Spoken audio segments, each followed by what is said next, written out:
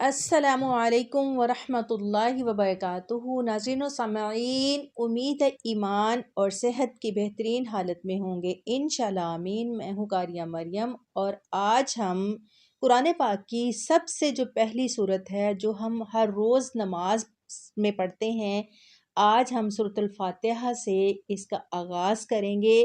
سورۃ الفاتحہ کی آیت نمبر 1 سے لے کے 3 تک ہم اس کو مکمل تجوید کے ساتھ ایک ایک لفظ کر کے پڑھیں گے، اور آپ نے میرے ساتھ اس کی پریکٹس کرنی ہے، اس کو درست ادائیگی کے ساتھ پڑھنے کی کوشش کرنی ہے۔ پھر ہم اس کو لفظی ترجمہ کے ساتھ پڑھیں گے، اس کا لفظ اور لفظ ترجمہ دیکھیں گے، سیکھیں گے اور یاد کریں گے، پھر اس کا با محاورہ ترجمہ بھی دیکھیں گے۔ تو سب سے پہلے ہم دیکھتے ہیں کہ سورۃ الفاتحہ اس کے کتنے نام ہیں، آپ کو اس کے کتنے نام آتے ہیں۔ چلے ہم دیکھتے ہیں اس کے کون کون سے نام ہیں، کچھ میں آپ کو بتاتی ہوں، کچھ آپ کو آتے ہیں تو آپ نے میرے ساتھ کومنٹس میں شیئر کرنے ہیں۔ اس کا سب سے پہلے نام تو ہے سورۃ الفاتحہ، یعنی کہ کھولنے والی، یعنی اس سے قرآن پاک کی ابتدا ہوتی ہے، اس لیے اس کا نام سورۃ الفاتحہ ہے۔ اور اس کا نام سورۃ الشفا بھی ہے، کیونکہ اس کے پڑھنے سے انسان کو شفا ملتی ہے۔ وہ حدیث تو آپ نے سنی ہوگی کہ صحابہ کرام ایک بستی میں گئے تو وہاں کے سردار کو بچھو نے کاٹ لیا، تو وہ لوگ بھاگے آئے اور آ کے پوچھا کہ کیا آپ میں سے کسی کے پاس اس کا علاج ہے؟ تو ایک صحابی رضی اللہ عنہ نے ان پہ سورۃ الفاتحہ پڑھ کے دم کیا اور وہ شخص ٹھیک ہو گیا۔ تو اس کا مطلب ہے کہ سورۃ الفاتحہ پڑھنے سے کسی بھی بیماری سے شفا مل جاتی ہے، لیکن ہم نے اس کو مسلسل پڑھنا ہوتا ہے۔ ایسا نہیں ہوتا کہ ہم تھوڑی دیر اس کو پڑھیں، کچھ دن پڑھیں اور ہم کہیں کہ میں ٹھیک نہیں ہو رہی، میں ٹھیک نہیں ہو رہا، میری بیماری ٹھیک نہیں ہو رہی۔ تو ایسا نہیں ہوتا، اس کو مسلسل پڑھتے رہنا چاہیے اور مکمل یقین کے ساتھ پڑھنا چاہیے۔ اور اس کا نام سورہ رقیہ، یعنی کہ دم کرنے والی، مطلب ہم دم کر سکتے ہیں کسی بھی نظر بد کے لیے، کسی بھی بیماری کے لیے اس کا دم کر سکتے ہیں۔ اور اس کا ایک نام ہے سبع مثانی، مطلب 7 آیات والی سورت، 7 آیات جو بار بار پڑھی جاتی ہیں۔ اور اس کا نام ام الکتاب بھی ہے۔ اور آپ میں سے اگر کسی کو اور نام آتے ہیں تو میرے ساتھ ضرور شیئر کریں، تاکہ جو بھی سنیں ویڈیو میں تو ان کے لیے نالج میں اضافہ ہو۔ تو آئیے اب ہم سورت کو آغاز کرتے ہیں تجوید کے ساتھ۔ آپ نے میرے ساتھ ساتھ پڑھنا ہے تاکہ ہم اچھی طرح اس کو پڑھنا سیکھ جائیں۔ اعوذ باللہ من الشیطان الرجیم، بسم اللہ، بسم اللہ، سین کو باریک بولیں گے، ملا، لفظ اللہ لکھا ہوا ہے اور اس سے پہلے زیر آ رہی ہے، تو لفظ اللہ کے لام کو باریک پڑھنا ہے۔ یہ بات آپ ذہن نشین کر لیں کہ لفظ اللہ لکھا آئے گا اور اس سے پہلے زیر آئے گی۔ اب دیکھیں میم کے نیچے زیر ہے تو لفظ اللہ کے لام کو باریک پڑھیں گے، اس کو بسم اللہ نہیں کہیں گے۔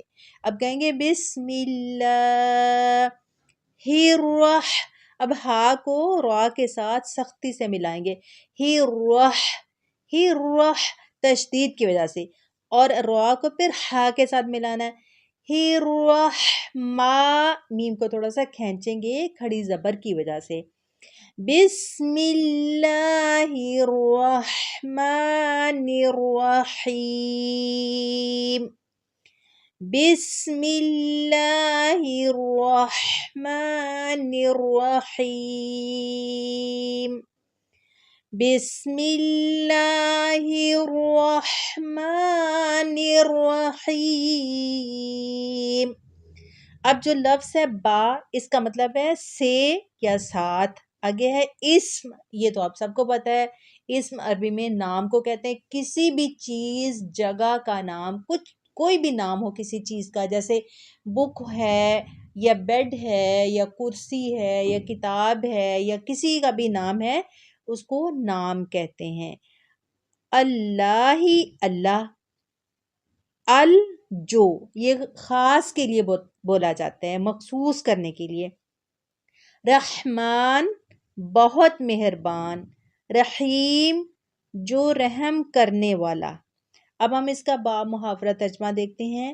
شروع اللہ کے نام سے جو سب پر مہربان ہے، بہت مہربان ہے، بہت رحم کرنے والا ہے. عربی کی قاعدہ سے رحمان کے معنی ہیں وہ ذات جس کی رحمت بہت وسیع ہو، یعنی اس رحمت کا فائدہ سب کو پہنچتا ہو. اور رحیم کے معنی ہیں وہ ذات جس کی رحمت بہت زیادہ ہو، یعنی جس پر ہو، مکمل طور پر ہو. اللہ تعالیٰ کی رحمت دنیا میں سب کو پہنچتی ہے، جس سے مومن کافر سب فیض یاب ہو کر رزق پاتے ہیں اور دنیا کی نعمتوں سے فائدہ اٹھاتے ہیں. اور آخرت میں اگرچہ کافروں پر رحمت نہیں ہوگی، لیکن جس کسی پر یعنی مومنوں پر ہوگی، مکمل ہوگی کہ نعمتوں کے ساتھ کسی تکلیف کا کوئی شائبہ نہیں ہوگا. رحمان اور رحیم کے معنی میں جو یہ فرق ہے اس کو ظاہر کرنے کے لیے رحمان کا ترجمہ سب پر مہربان اور رحیم کا ترجمہ بہت مہربان کیا گیا ہے. امید ہے آپ کو اس بات کی اچھی طرح سمجھ آ گئی ہوگی کہ رحمان اور رحیم میں کیا فرق ہے. رحمان اللہ پاک کی جو صفت ہے وہ ہر کسی کے لیے ہے. اس میں مسلمان بھی آ جاتے ہیں، اس میں پکے مسلمان بھی آ جاتے ہیں، اس میں کافر سارے مشرک سب آ جاتے ہیں، کیونکہ اللہ پاک کی یہ صفت جو ہے یہ دنیا کے لیے ہے. اللہ پاک کسی کو بھی ناراضگی کی وجہ سے یا غصے کی وجہ سے اس کا رزق بند نہیں کرتے، اس کو رزق دیتے رہتے ہیں. تو یہ اللہ تعالیٰ کی رحمان کی صفت ہے کہ اللہ تعالیٰ اگر کسی سے ناراض بھی ہوتے ہیں، کوئی گناہ گار ہے، بدکار ہے، مشرک ہے، اللہ تعالیٰ کی نافرمانی کر رہا ہے، تو اللہ تعالیٰ اس کو رزق دینا بند نہیں کرتے. لیکن جو رحیم صفت ہے وہ اللہ تعالیٰ نے آخرت کے لیے رکھی ہوئی ہے اور وہ مومنوں پر ہوگی اور مکمل طور پر ہوگی. کافروں میں اللہ تعالیٰ کی اس صفت کا کوئی حصہ نہیں ہے، کیونکہ یہ جو رحیم صفت ہے یہ صرف مومنین کے لیے ہوگی اور مکمل طور پر ہوگی. اور یہ بھی آپ لوگ جانتے ہوں گے کہ اللہ تعالیٰ کی رحمت کے 100 حصے ہیں، ان میں سے ایک حصہ اللہ پاک نے دنیا میں بھیجا ہے، جبکہ باقی 99 جو حصے ہیں وہ اللہ پاک آخرت میں ظاہر کریں گے. اب ہم اگلی آیت دیکھتے ہیں. الحمد للہ رب العالمین. الحمد للہ رب العالمین. الحمد للہ رب العالمین.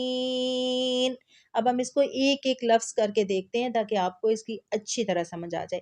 اب ہم اس کو بولنا ہے الحمد. کچھ لوگ الحمد الحمد، نہ تو جھٹکا دینا ہے نہ ہی اس کو لمبا کرنا ہے. آل بھی نہیں کہنا اور آل بھی نہیں کہنا، ال فوراً سے پڑھنا ہے. حمد، ہا کو حلق کے درمیان سے نکالیں گے اور دال پہ پیش ہے، اس کو بالکل لمبا نہیں کرنا. الحمد نہیں کہنا بلکہ فوراً سے الحمد للہ. الحمد للہ. پچھلی آیت میں نے آپ کو بتایا کہ لفظ اللہ کے لام سے پہلے جب زیر آئے گی تو لفظ اللہ کے لام کو باریک پڑھنا ہے. تو اب یہاں پہ للہ، للہ، اس کو للہ نہیں کہیں گے، للہ. الحمد للہ رب. اب را کے اوپر زبر یا پیش ہو تو را کو بھی موٹا کر کے پڑھتے ہیں. رب العالمین.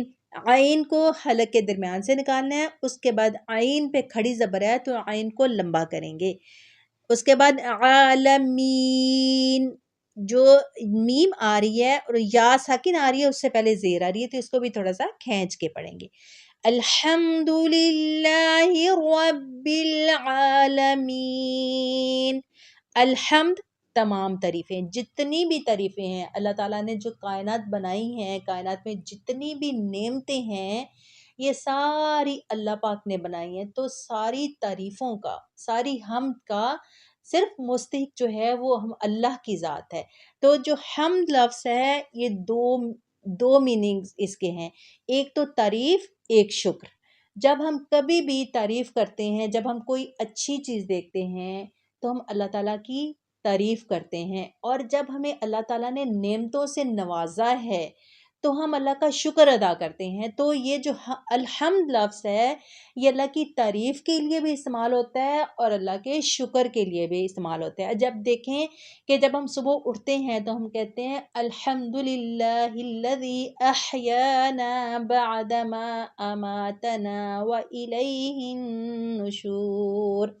उसमें हम अल्लाह की तारीफ़ भी कर रहे होते हैं, लेकिन किन वर्डिंग में कर रहे होते हैं? अल्लाह के शुक्र में, कि अल्लाह तेरा शुक्र है कि आपने मुझे सही सलामत उठा दिया। अब देखें यहाँ पे शुक्र की वर्डिंग आ रही है ना माइंड में, तो कुछ तारीफ़ें अल्हम्द में, कुछ वर्डिंग ऐसी है, कुछ बातें ऐसी हैं कि जहाँ पे अल्लाह ताला का शुक्र के मीनिंग में आएगी ये अल्हम्द, और कहीं पे अल्लाह ताला की तारीफ़ में आएगी। उसके बाद है लिल्लाही, अल्लाह ही के लिए है, मतलब किसी और के लिए नहीं है। सारी तारीफ़ों का जो हकदार है, जो सारी की सारी तारीफ़ें हैं वो अल्लाह रब्बुल इज़्ज़त के लिए हैं। रब्बिल, रब है, रब क्या होता है? मालिक, खालिक और मुदब्बिर, कि जिसने हमें पैदा भी किया है, जो हमें रोज़ी दे रहा है, जो हमें रिस्क दे रहा है, जो मुदब्बिर है, जो सारी प्लानिंग करता है, जो हमारी तकदीर के फैसले करता है, हमारे लिए अच्छा क्या है, हमारे लिए बुरा क्या है, उसको कहते हैं रब। आलमीन, तमाम जहानों का। अब अक्सर ये गलत फहमी पाई जाती है कि आलमीन सिर्फ दुनिया को और आखिरत को कहा जाता है, हालांकि आलमीन में तमाम जहान हैं। अब देखें, अगर हम सिर्फ दो जहानों का मालिक है, अक्सर ये लफ्ज़ बोला जाता है कि दो जहानों का मालिक है, तो बाकी जहान जो हैं तो हम इसकी नफ़ी कर रहे हैं। अब देखें और कितने जहान हैं, और ज़मीन के अलावा और कितने सैयारे हैं, क्या हम उसकी नफ़ी कर रहे हैं? बिल्कुल ऐसा नहीं है, इसमें सारे जहान आ रहे हैं। अब देखिए, एक इंसानों का जहान है, जिन्नात का जहान है, परिंदों का जहान है, समंदरों का जहान है, पहाड़ों का जहान है। ये तो दुनिया में है ना, दुनिया के अलावा भी और बहुत जहान है, ज़मीन के नीचे और खला में और पता नहीं क्या क्या है। तो पूरी कायनात में कितनी क्या क्या चीज़ें हैं, अल्लाह रब्बुल इज़्ज़त तमाम के रब हैं, तमाम को पालने वाले हैं। इसलिए सिर्फ ये नहीं कहना कि दोनों जहानों का रब है, अल्लाह ताला सारे जहानों के मालिक हैं, सारे जहानों के रब हैं। अब हम अगली आयत को देखते हैं। अर्रहमानिर्रहीम, अर्रहमान जो बहुत मेहरबान, रहीम रहम करने वाला। जब हमने तस्मिया पढ़ी, बिस्मिल्लाह पढ़ी, तो उसमें मैंने आपको वजाहत के साथ बता रही है कि रहमान सिर्फ कौन सी है, रहीम सिर्फ कौन सी है। मतलब रहमान सिर्फ जो अल्लाह ताला की है वो सारी सारी मखलूक के लिए है, इसमें काफिर भी शामिल हो जाते हैं, इसमें गुनहगार नेक सब हैं, लेकिन जो रहीम सिफत है वो सिर्फ मोमिनीन के लिए है और आखिरत में ज़ाहिर होगी। तो उम्मीद है आपको इतनी आयात की अच्छी तरह समझ आ गई होगी, आपने तजवीद के साथ भी इसको अच्छी तरह सुन लिया है, आपने प्रैक्टिस करनी है ताकि आपको अच्छी तरीके से पढ़ना आ जाए। आपने इसका लफ्ज़ी तर्जमा भी पढ़ने की कोशिश करनी है और बामुहावरा तर्जमा भी सीखना है। सिर्फ 3 आयात हैं छोटी छोटी, अगर आप थोड़ी सी कोशिश करेंगे तो आप इंशाल्लाह थोड़ा थोड़ा करके कुरान पढ़ना सीख जाएंगे, बशर्ते आप सीखना चाहें तो इंशाल्लाह आप ज़रूर सीखें, क्योंकि नबी करीम सल्लल्लाहु अलैहि वसल्लम ने फरमाया कि तुम्हें से बेहतरीन वो लोग हैं जो कुरान सीखते हैं और सिखाते हैं। हमने कुरान सीखना भी है और दूसरों को भी सिखाना है। एक आयत पढ़ें, 2 आयत पढ़ें, इसको खुद भी सीखें, आगे दूसरों को पहुँचाएँ, कि हमारी तरफ से कुछ ना कुछ लोगों के लिए हम अच्छी बात दूसरों को सिखा सकें, ताकि ये हमारे लिए सदका जारिया बन जाए। मुझे दुआओं में याद रखिएगा। अस्सलामु अलैकुम व रहमतुल्लाहि व बरकातुहू।